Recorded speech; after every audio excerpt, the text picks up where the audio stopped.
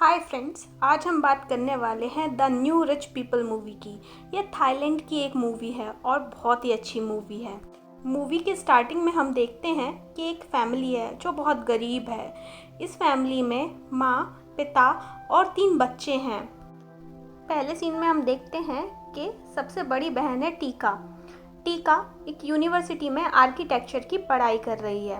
वो लोग गरीब हैं, इसलिए वहाँ के स्टूडेंट्स टीका का बहुत मजाक उड़ाते हैं। सेकंड सीन में हम देखते हैं दूसरा भाई जिसका नाम है डीका, जो कि मेनली थिएटर की पढ़ाई कर रहा है और चाहता है कि वो एक बहुत बड़ा प्रोड्यूसर बने।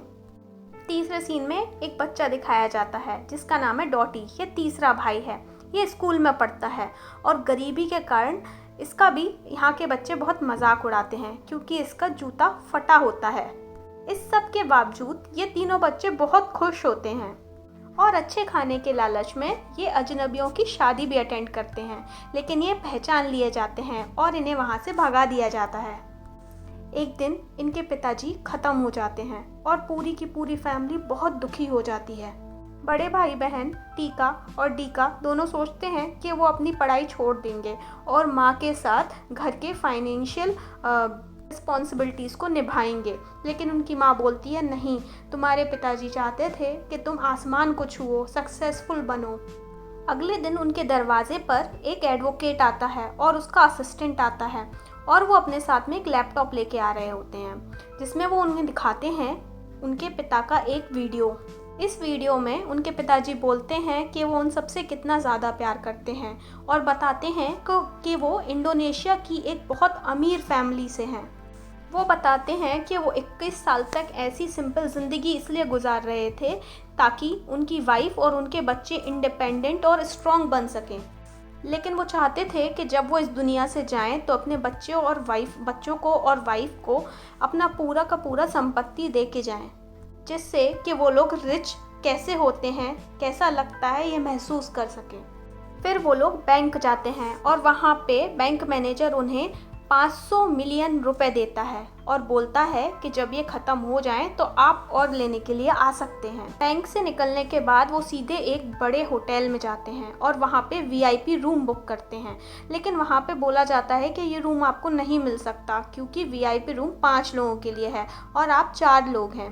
फिर वो बाहर आते हैं और होटल के सामने ही जो एक ठेले पे खाना बेच रहा होता है उसे अपने साथ ले आते हैं और उसे भी एक अच्छा लंच करवाते हैं। इसके बाद वो मॉल जाते हैं और बहुत एंजॉय करते हैं, बहुत सारी अच्छी शॉपिंग करते हैं। अगले दिन डॉटी अपने स्कूल जाता है अपने नए शूज़ पहन के, नए स्टाइल में। सब लोग उसे देखते ही रह जाते हैं, कोई भी उसका मजाक नहीं उड़ा पाता है। नेक्स्ट सीन में देखते हैं कि टीका अपने फ्रेंड बायू के साथ घूम रही होती है। तभी बायू की गाड़ी के ब्रेक फेल हो जाते हैं और वो ख़राब हो जाती है। तब टीका उसे सुधरवाने की जगह उसके लिए 19 मिलियन रुपए की एक नई बाइक दिलवाती है। बायू टीका को घर छोड़ता है और बोलता है वो ये बाइक नहीं ले सकता, ये बहुत महंगी है। वह बोलता है कि उसकी पुरानी बाइक उसने बहुत ज़्यादा मेहनत करके ली थी और वो मेहनत को ही सबसे बड़ी चीज़ समझता है, इसलिए वो ये नहीं ले सकता। वो लोग इतना ज़्यादा खर्चा करते हैं कि उनकी 500 मिलियन रुपए की रकम बहुत ही जल्दी ख़त्म हो जाती है और वो फिर से बैंक मैनेजर के पास चले जाते हैं। इतना पैसा मिलने के बाद उनकी लाइफ पूरी तरीके से बदल चुकी थी, पूरी तरीके से डिसऑर्गेनाइज्ड हो चुकी थी। वो अपने पिता का एक दूसरा वीडियो देखते हैं जिसमें उनके पिता बोलते हैं कि उन्हें जल्द ही 15 बिलियन रुपए मिलने वाले हैं। ये रुपए मिलने के बाद वो और ज़्यादा खर्चा करने लगते हैं। वो एक आलीशान घर खरीदते हैं जो कि 8 बिलियन रुपए का होता है। वो अपने घर के लिए बहुत ही महंगा फर्नीचर लेते हैं और उस फर्नीचर शॉप के सिक्योरिटी गार्ड को भी खुद ही हायर कर लेते हैं। इतना ही नहीं, वो 3 कार भी लेते हैं, जबकि उनमें से किसी को भी गाड़ी चलाना नहीं आता था। अब जो लोग कॉलेज में टीका का मजाक उड़ाते थे वो उसकी दोस्त बन जाती हैं और टीका के पुराने दोस्त अब उसके दोस्त नहीं रहते क्योंकि टीका अब नए अमीर लोगों के साथ हैंग आउट करती है। इससे उसका एक कंपटीशन जो कि फिजिक्स ओलंपियन के लिए है वो बहुत ज़्यादा प्रभावित हो जाता है। टीका का बायू के साथ भी रिलेशनशिप अब पहले जैसा नहीं रह रहा था क्योंकि उसने उसे बाइक खरीद के थोड़ा सा शर्मिंदा किया था, लेकिन टीका बायू से इसके लिए माफ़ी मांग लेती है और सब ठीक हो जाता है। डीका की भी थिएटर की परफॉर्मेंस क्लोज आती जा रही थी। वो भी अपने एक्टर्स को इतना ज़्यादा पे कर रहा था जैसे कभी डीका की मनी ख़त्म ही नहीं होगी। और उनकी मदर वो बेकारियों को, दूसरे लोगों को पैसे इतना ज़्यादा दान करने लगी थी कि उसका इंटरव्यू भी टीवी पे आने लगता है। कि मदर भी बहुत ज़्यादा चालाक हो जाती है, बहुत ज़्यादा खर्चा करने लगती है। डीका अब शराब पीने लगती है और डीका सोचता है कि हमेशा वो ऐसे ही पैसे खर्च करके अपने थिएटर परफॉर्मेंस को अच्छा कर सकता है। अब फिर से एक दिन लॉयर आता है और वहीं लैपटॉप लेके आता है। फिर उन्हें वीडियो दिखाता है। वीडियो में उनके पिता बोलते हैं कि अब सारे पैसे खर्च हो चुके हैं, सब कुछ खत्म हो चुका है। डीका बहुत परेशान हो जाता है क्योंकि उसे अपने थिएटर के लिए बहुत सारे पैसे चाहिए थे। सारी फैमिली कंफ्यूज हो जाती है कि ये क्या हो रहा है। अब उनके पास पैसे ही नहीं थे क्योंकि उन्होंने कभी सेविंग नहीं की, उन्होंने सारे पैसे खर्च कर दिए थे। डीका के फ्रेंड्स भी उस पर ध्यान नहीं दे रहे थे। डीका के थिएटर आर्टिस्ट भी उसका साथ नहीं दे रहे थे, लेकिन सिर्फ एक डॉटी छोटा बच्चा ही था जो इस सब चीज़ों को समझ रहा था। वो इन चेंजेस को शुरू से देख रहा था। वो देख रहा था कि जब से पैसे आए हैं तब से कोई साथ में डिनर की टेबल पर भी नहीं बैठता है। फिर हम देखते हैं कि टीका को स्लिप डिस्क का प्रॉब्लम होने लगता है। वो लोगों को कहते हुए सुनती है कि ये तो इतनी स्मार्ट है, फिर इसे ये प्रॉब्लम क्यों नहीं हो रहा है। तब टीका सोचती है कि वो फिर से फिटनेस की तरफ जाएगी, फिर से ओलंपिक्स की अच्छे से प्रिपरेशन करेगी। टीका अपने पुराने फ्रेंड से बात करती है, उनसे बात करती है कि वो फिर से उनके साथ ओलंपिक्स की प्रिपरेशन करना चाहती है। उसकी फ्रेंड मान जाती है और लगता है कि सब कुछ ठीक हो गया है। टीका अपनी अच्छे से प्रिपरेशन करने लगती है। उसका भाई भी अपने थिएटर के लिए फंड इकट्ठा करने लगता है और माँ ज़रूरी चीज़ें गरीबों को देने लगती है। लगता है सब ठीक हो गया था, लेकिन नहीं।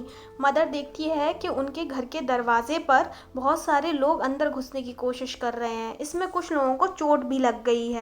टीका की फ्रेंड को पकड़ लिया जाता है क्योंकि वो ड्रग्स लेती है और टीका गलत तरीके से कैंपेन से अपना फंड इकट्ठा करता है। उसे लगता है थिएटर सही से चलेगा, लेकिन ऐसा कुछ भी नहीं होता है। सारी चीज़ें खराब होने लगती हैं। टीका की रिपोर्ट भी आ जाती है क्योंकि उसकी फ्रेंड ने ड्रग्स लिया था तो उस पर भी शक था, लेकिन टीका की यूरिन रिपोर्ट नेगेटिव आती है, वो बच जाती है। अब पूरी फैमिली बहुत ज़्यादा परेशान हो चुकी थी। तभी एक दिन दरवाजे पे कोई आता है। वो दरवाज़ा खोलते हैं तो लॉयर के साथ उनके पिता का छोटा भाई था। वो उससे कभी भी नहीं मिले थे। वो अपने भाई की प्रॉपर्टी लेने आया था, लेकिन इन लोगों के पास ज़्यादा कुछ नहीं होता है, लेकिन इनके पास जो घर, गाड़ी जो भी होता है ये उसे दे देते हैं। फिर इन्हें रियलाइज़ होता है कि कभी कोई भी प्रॉपर्टी, कोई भी पैसा हमेशा के लिए नहीं होता है। तब उन्हें समझ में आता है कि उस पैसे के चक्कर में उन्होंने अपनी खुशियों भरी लाइफ कैसे पीछे छोड़ दी। पैसा सब कुछ नहीं खरीद सकता, वो हमारे फैमिली की खुशियाँ, हमारा समय नहीं खरीद सकता। तब इन्हें लगता है कि इनने पैसे का भी कितने गलत तरीके से इस्तेमाल किया, कभी सेविंग नहीं की और सारा पैसा ख़त्म हो गया। नेक्स्ट सीन में हम देखते हैं कि वो वापस अपने पुराने घर में आ चुके हैं। फिर से अपनी सिंपल सी सीधी सादी खुशियों भरी लाइफ जीने लगे हैं। टीका और पायु शादी करने वाले हैं, लेकिन ये क्या, तभी फिर से उनके दरवाजे पे लॉयर आता है, फिर से वही लैपटॉप लेके, और उनके पिताजी का वीडियो दिखाता है जो बोल रहे होते हैं, सॉरी मैंने तुम्हारी खुशियाँ, तुम्हारा पैसा तुम लोगों से छीन लिया था क्योंकि मैंने अपने भाई को तुम्हारे पास भेज दिया था। वह वीडियो में ही उस इंसान को अपने साथ लाके बोलता है कि ये मेरा छोटा भाई नहीं है, ये तो मेरा बहुत अच्छा दोस्त है और इसे मैंने छोटा भाई बना के तुम्हारे पास भेजा था।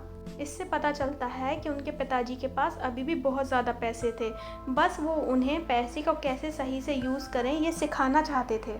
वो बस उन्हें बताना चाहते थे कि पैसा होने से सब नहीं होता, आपका समय, आपकी फैमिली, आपकी खुद की खुशी बहुत ज़रूरी होती है। सो फ्रेंड्स, अगर आपको ये मूवी अच्छी लगी हो तो प्लीज़ इस चैनल को लाइक करें, शेयर करें और मेरे चैनल को सब्सक्राइब भी करें और मुझे मोटिवेशन दें। थैंक यू गाइस, बाद में मिलते हैं, बाय बाय।